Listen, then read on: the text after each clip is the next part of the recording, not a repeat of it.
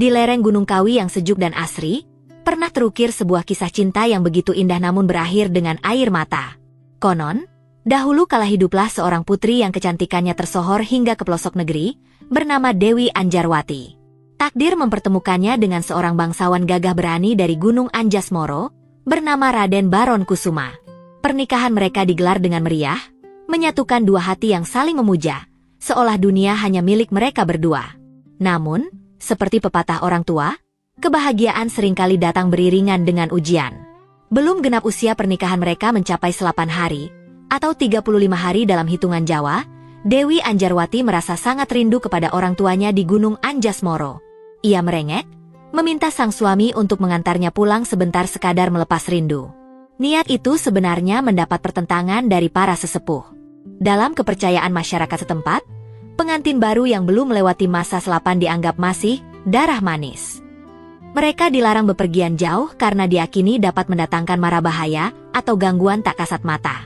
Namun, karena besarnya rasa cinta Raden Baron Kusuma kepada istrinya, dan tak tega melihat sang istri bersedih, ia pun melanggar pantangan tersebut. Dengan hati-hati, mereka berangkat menembus hutan belantara, diiringi doa restu yang bercampur kecemasan. Awal perjalanan terasa damai. Burung-burung berkicau dan angin pegunungan berhembus lembut. Namun, ketika mereka tiba di tengah hutan belantara pujon yang sunyi, suasana mendadak berubah mencekam. Langkah kuda mereka terhenti oleh kehadiran sosok asing yang menghadang jalan. Sosok itu adalah Joko Peting, seorang pengelana yang terpikat oleh kecantikan Dewi Anjarwati. Tanpa basa-basi, Joko Peting mengungkapkan niatnya untuk merebut Dewi Anjarwati dari sisi suaminya. Situasi memanas. Raden Baron Kusuma, sebagai seorang suami dan kesatria, tentu tak membiarkan harga dirinya diinjak-injak. Ia siap mempertahankan belahan jiwanya. Namun, ia sadar, jika ia bertarung sambil menjaga istrinya di medan terbuka, keselamatan Dewi Anjarwati akan terancam. Dengan sigap, Raden Baron Kusuma meminta para punakawan atau pengawalnya untuk segera membawa Dewi Anjarwati bersembunyi. Ia menunjuk ke arah gemuruh air yang terdengar tak jauh dari sana. "Bawalah istriku ke balik air terjun itu," perintah Baron Kusuma dengan tatapan tajam namun penuh kasih. "Tempat itu aman. Dinda, tunggulah aku di sana. Jangan keluar sebelum aku menjemputmu." Dewi Anjarwati menatap suaminya dengan air mata berlinang. Firasat buruk mulai menyelimuti hatinya. Teringat akan nasihat orang tua yang mereka abaikan. Namun, ia tak punya pilihan selain menuruti perintah suaminya demi keselamatan bersama. Ia pun berlari, bersembunyi di balik tirai air terjun yang deras, duduk di atas sebuah batu besar sambil merapalkan doa tanpa henti. Sementara itu, di tanah lapang, Raden Baron Kusuma dan Joko Peting berhadapan. Pertarungan tak terelakkan. Keduanya adalah pendekar yang tangguh dengan kemampuan yang seimbang. Siang berganti menjadi senja, namun belum ada yang mau mengalah. Sayangnya, takdir berkata lain. Dalam pertempuran yang sengit itu, kekuatan mereka yang sama besarnya justru menjadi akhir dari segalanya. Keduanya gugur bersamaan, tumbang di tanah hutan yang dingin.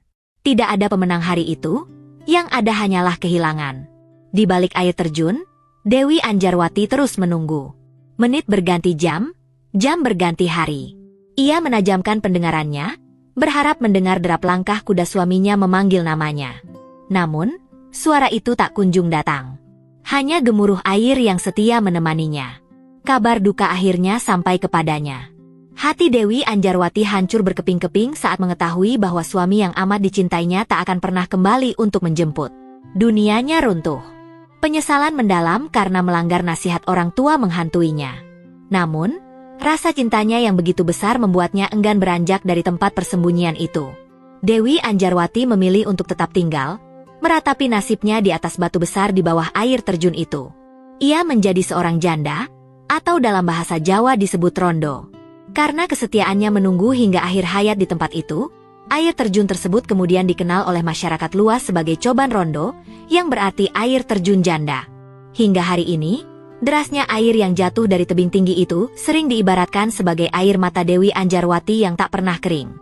Kisah ini menjadi peringatan abadi bagi siapa saja, tentang pentingnya mendengarkan nasihat orang tua, menghormati tradisi, dan tentang sebuah kesetiaan cinta yang dibawa sampai mati. Batu besar di bawah air terjun itu masih ada di sana, menjadi saksi bisu penantian panjang seorang istri yang tak berujung.